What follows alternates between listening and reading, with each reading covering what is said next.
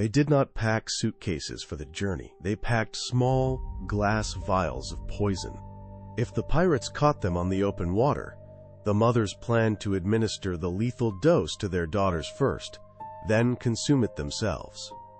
This was not a journey born of adventurous hope, but a cold, calculated gamble against death, where the odds of drowning or being murdered were accepted as the price of a chance at life. Why did hundreds of thousands of families decide that the bottom of the South China Sea was a safer place for their children than their own ancestral homeland? To understand the Vietnamese boat people is to confront one of the most agonizing dilemmas of the 20th century.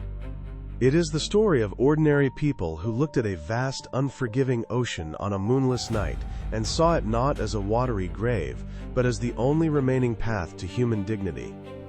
The world watched in horror and awe as fragile wooden riverboats, packed to the point of capsizing, slipped into the dark waters of the Gulf of Thailand and the South China Sea. These were teachers, soldiers, farmers, and children, all bound by a single, desperate objective: to escape. They knew the risks. They knew about the typhoons that could snap their wooden vessels like kindling. They knew about the dehydration that would turn their throats to sand under a merciless tropical sun, and they knew about the pirates who patrolled the waters, waiting to prey on the defenseless.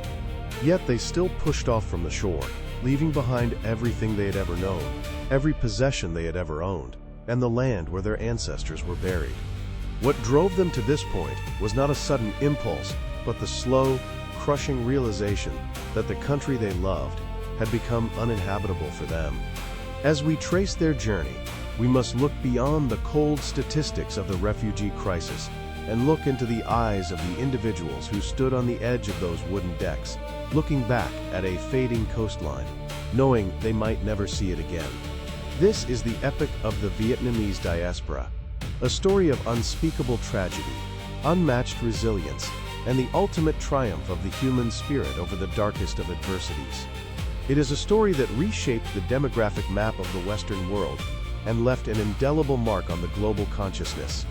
Imagine standing on a pitch-black beach, holding the hand of your child, listening to the low rumble of the surf, and knowing that the wooden boat waiting for you is your only hope, even if it is also a potential coffin. This was the terrifying choice faced by over 1 million people. To comprehend why so many chose the sea, we must return to the immediate aftermath of April 1975. The fall of Saigon did not bring the peaceful reconciliation many had hoped for, but rather a swift and radical transformation of southern Vietnamese society. The victorious northern government faced a nation devastated by decades of war, an economy in ruins, and a population deeply divided by ideology. In their effort to rapidly transition the South into a unified socialist state, the new authorities implemented sweeping and drastic policies. Hundreds of thousands of former South Vietnamese military officers, civil servants, intellectuals, and religious leaders were ordered to register for what was euphemistically called re-education. What was promised to be a few days of bureaucratic processing turned into years of hard labor, political indoctrination, and severe malnutrition in remote jungle camps. For the families left behind, the stigma of having a relative in a re-education camp meant systemic discrimination, blocking their children from higher education and stable employment.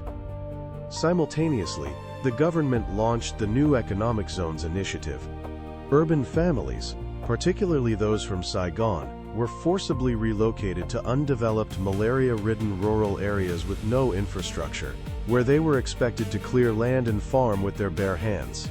At the same time, the private economy was dismantled. The campaign against bourgeois trade targeted small business owners, merchants, and landowners, stripping them of their property and livelihoods. To compound these internal pressures, geopolitical tensions erupted in the late 1970s. Vietnam found itself embroiled in a two-front conflict, invading Cambodia to overthrow the Khmer Rouge, which triggered a brief but bloody border war with China in early 1979. This geopolitical friction had devastating domestic consequences, particularly for the Hoa, the ethnic Chinese minority who had lived in Vietnam for generations. Viewed with suspicion as a potential fifth column, the HOA faced intense state pressure, economic marginalization, and systemic harassment. The combined weight of political persecution, economic desperation, forced relocation, and ethnic discrimination created a pressure cooker. For millions of people, the future in Vietnam had vanished, replaced by a bleak landscape of survival. The only way forward was out. They were stripped of their citizenship, their homes, and their dignity, leaving them with no choice but to risk everything on the open ocean. The homeland they had loved and fought for had become a place where they could no longer breathe, forcing them to seek life elsewhere. Escaping Vietnam was an enterprise of extreme danger, requiring absolute secrecy and immense financial sacrifice. Because leaving the country without state authorization was classified as treason, those caught planning an escape faced long prison sentences or assignment to forced labor camps. The entire operation had to be organized in the shadows, whispered in dark corners, and paid for in the only currency that still held value: gold. Families would spend months, sometimes years, quietly selling off their remaining possessions, heirloom jewelry, and property to amass the required number of gold taels, known as luong. A single passage on a boat could cost anywhere from 5 to 10 taels of gold per person, a fortune that often required an entire extended family to pool their resources just to send one child to safety. The logistics were mind-bogglingly complex. Organizers had to purchase wooden riverboats under the guise of starting a fishing business, secure fuel on the black market, and bribe local coastal guards to look the other way. For the ethnic Chinese, the process briefly took on a semi-official character in late 1978 and early 1979, when certain authorities facilitated departures in exchange for massive gold payments, a practice that drew sharp international criticism. But for the vast majority, the departure was a terrifying covert operation. Families would travel separately to designated coastal staging areas in the Mekong Delta or central provinces, pretending to be tourists or visiting relatives. Under the cover of a moonless night, or during a torrential monsoon rain when patrol boats were less likely to be active, they would board small canoes to be ferried out to the larger vessel anchored in the deep water. The moment of boarding was a chaotic scramble of whispered commands, crying children, and the constant fear of searchlights cutting through the darkness. Once aboard, the passengers were packed into the dark, stifling holds of the ship, sometimes stacked like cargo to maximize space and revenue for the organizers. As the ancient diesel engine sputtered to life and the boat headed toward the open ocean, a heavy silence fell over the passengers.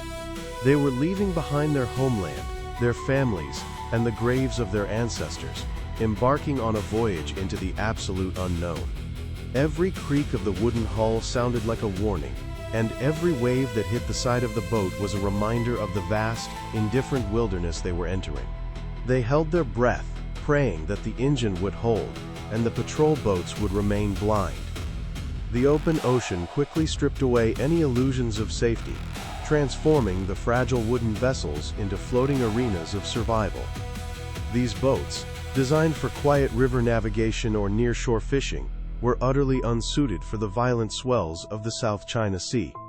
Within hours of departure, the reality of their situation set in. The heat inside the holds was suffocating, with temperatures soaring past 100 degrees Fahrenheit, while the air grew thick with the smell of vomit, sweat, and diesel fumes. Fresh water was strictly rationed, often down to a few bottle caps per day, leading to severe dehydration that caused hallucination and death, particularly among the youngest and oldest passengers. If the engine broke down, as it frequently did, the boat became a helpless leaf drifting at the mercy of the currents. But the natural elements were only half the danger. The human element was far more terrifying. The Gulf of Thailand was infested with ruthless pirates, many of whom were local fishermen who had turned to piracy because it was infinitely more lucrative. These pirates targeted the refugee boats, knowing they carried desperate people who had converted all their wealth into gold and jewelry. The attacks were characterized by unimaginable cruelty. Pirates would ram the refugee boats, board them with machetes and firearms, strip the passengers of their clothes, search their bodies and even their waist for hidden gold, and vandalize the boats, engines, to prevent them from seeking help. Women and young girls were systematically abducted, assaulted, and subjected to horrific violence, often in front of their helpless families. Many boats were attacked not once, but multiple times by different pirate crews, leaving the survivors traumatized, dehydrated, and drifting without power. The statistical reality of this exodus is staggering and heartbreaking. While the exact number of casualties will never be known, historians and international organizations estimate that between 10 and 40% of the boat people perished at sea, victims of drowning, dehydration, starvation, and pirate attacks. The sea became a vast, unmarked graveyard for hundreds of thousands of Vietnamese souls whose names are recorded only in the hearts of their surviving relatives. Their bodies were swallowed by the waves, leaving no graves for their families to sweep, no headstones to mark their brief, courageous passage through this world. They became ghosts of the ocean, their stories silenced by the deep. For those who survived the gauntlet of the sea, the sight of land did not bring immediate relief, but rather a new set of bureaucratic and physical challenges. As the waves of refugees swelled to a torrent in 1978 and 1979, neighboring Southeast Asian nations found themselves overwhelmed and politically unprepared. Countries like Malaysia, Thailand, Indonesia, and the Philippines began to refuse entry to the incoming boats, fearing a permanent demographic and economic burden. In some of the most heart-wrenching episodes of the crisis, local coast guards towed refugee boats back out into international waters, leaving the exhausted survivors to face the ocean once again. In response, some desperate refugees intentionally ran their boats aground or scuttled them near the shore to force local authorities to rescue them. To manage the humanitarian catastrophe, the United Nations and host nations established a network of temporary refugee camps across the region. Names like Pulau Bidong in Malaysia, Galang in Indonesia, Hawkins Road in Singapore, and Whitehead in Hong Kong became legendary symbols of temporary sanctuary. Pulau Bidong, a tiny, uninhabited island off the coast of Malaysia, became one of the most densely populated places on Earth, housing over 40,000 refugees in makeshift wooden shacks with severely limited sanitation, clean water, and medical care.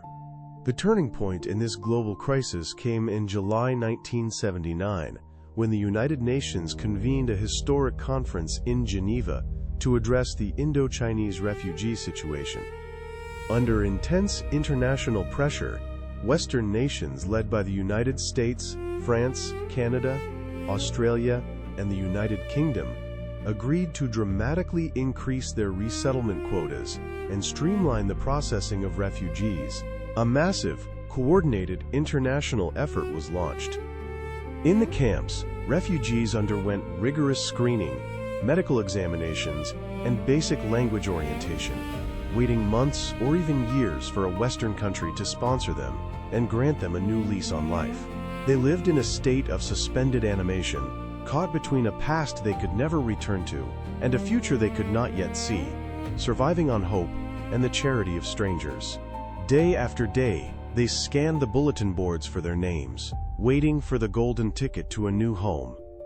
The legacy of the Vietnamese boat people is a profound testament to the resilience of the human spirit and the transformative power of migration. From the squalor of the refugee camps, hundreds of thousands of Vietnamese families arrived in unfamiliar Western cities, with nothing but the clothes on their backs and a fierce determination to build a better future. They faced formidable language barriers, cultural isolation, and economic hardship, yet they persevered with an extraordinary work ethic. Within a single generation, these refugees established vibrant, self-sustaining communities across the globe, from the bustling streets of Little Saigon in Orange County, California, to the Vietnamese enclaves of Melbourne, Paris, Toronto, and Houston. They opened businesses, entered professional fields, and contributed significantly to the cultural fabric of their adopted nations. The children of the boat people, carrying the weight of their parents' sacrifices, excelled in academics, arts, science, and public service, transforming a history of trauma into a legacy of achievement. But beneath the success stories lies a deep, collective trauma that continues to echo through the generations. The memory of those lost at sea, the pain of forced separation, and the loss of a homeland remains central to the identity of the Vietnamese diaspora. This historical chapter offers a vital lesson for the modern world. It demonstrates that refugees are not merely passive victims or economic burdens, but individuals of immense potential who, when given a chance, can enrich and revitalize the societies that welcome them. The story of the boat people challenges us to view humanitarian crises not through the lens of fear or political expediency, but through the lens of shared humanity and compassion. It reminds us that the human desire for freedom is an unstoppable force, one that can cross oceans, survive storms, and rebuild shattered worlds from the ashes of despair. When we open our doors to those in flight, we do not just save lives. We invite the seeds of future greatness into our own communities. The international response to this humanitarian emergency eventually forced a fundamental shift in global diplomacy and refugee policy. In July 1979, the United Nations convened a historic meeting in Geneva to address the escalating crisis. Here, nations of the free world grappled with the sheer scale of human suffering. The resulting agreement established a delicate compromise. Neighboring Southeast Asian countries agreed to provide temporary asylum, while Western nations, led by the United States, France, Canada, and Australia, pledged to accelerate permanent resettlement. Simultaneously, the Orderly Departure Program, or ODP, was established as a safe, legal alternative to the perilous sea voyages, allowing Vietnamese to emigrate directly from Vietnam to host countries. This program eventually enabled over 500,000 people to leave legally, though it did not immediately halt the desperate flights by boat. For those already in the camps, the journey was far from over. Life in transit centers like Pulau Bidong in Malaysia, Galang in Indonesia, or the crowded detention centers of Hong Kong was defined by a painful limbo. Families waited months, sometimes years, for their cases to be processed by foreign immigration officials. The introduction of the Comprehensive Plan of Action in 1989 marked a shift in international policy, introducing a rigorous screening process to determine whether arrivals were genuine political refugees or economic migrants. This policy brought immense anxiety, as those deemed economic migrants faced repatriation to Vietnam, a prospect that filled many with dread. When resettlement finally occurred, the transition was a profound shock to the senses. Refugees who had spent their lives in the tropical warmth of Vietnam suddenly found themselves in the freezing winters of Canada, the sprawling suburbs of the American Midwest, or the unfamiliar urban landscapes of Europe. Local voluntary agencies, church groups, and sponsor families played a critical role in helping these newcomers navigate the complexities of Western life, from enrolling children in schools to finding entry-level employment. The long-term impact of this migration reshaped not only the host nations, but also Vietnam itself. Over the decades, the diaspora maintained a complex relationship with their homeland. Initially marked by deep political hostility toward the Hanoi government, this relationship evolved as the Vietnamese government initiated economic reforms, known as Doi Moi, in the late 1980s.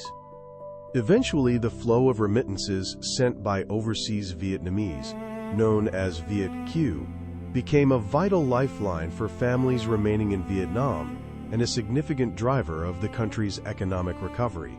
In later years, many diaspora members returned as tourists, investors, and educators, bridging two worlds that had once been violently severed. This massive exodus also permanently altered international refugee law. The boat people crisis demonstrated that refugee movements are not isolated, short-term emergencies but complex, global challenges requiring coordinated international responsibility. The lessons learned from the South China Sea continue to inform how the international community responds to modern displacement crises.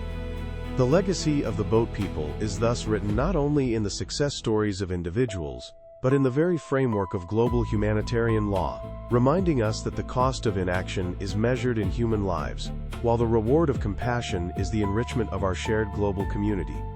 Today, the wooden boats that once carried the hopes of an entire generation have largely rotted away, and the refugee camps have been reclaimed by the jungle.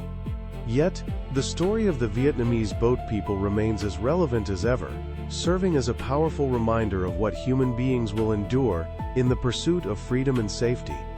It is a story that belongs not just to the Vietnamese people, but to the collective history of humanity, reminding us of our capacity for both unimaginable cruelty and boundless generosity. The journey of the boat people reshaped not only the lives of the millions who fled, but also the global understanding of human rights, asylum, and international responsibility. It forces us to ask ourselves, what would we risk to secure a future of dignity and freedom for our children? If you or your family were part of this historic exodus, or if you have been touched by the resilience of the Vietnamese diaspora, we invite you to share your stories and reflections in the comments below. Your personal narratives are invaluable pieces of a larger history that must never be forgotten, keeping the memory of those who did not survive alive. By sharing this video, you help ensure that the sacrifices of the hundreds of thousands who risked everything on the open sea are honored and remembered by future generations. Thank you for watching, and please subscribe to our channel to join us as we continue to explore the complex, heartbreaking, and inspiring chapters of our shared global history. Let us keep their memories alive, not as cold statistics on a page, but as living testaments to the enduring power of hope and the unbreakable strength of the human soul. Your support helps us tell these vital stories with the depth, respect, and historical accuracy they deserve. Together, we can make sure that the voices of the past continue to guide us toward a more compassionate and understanding future.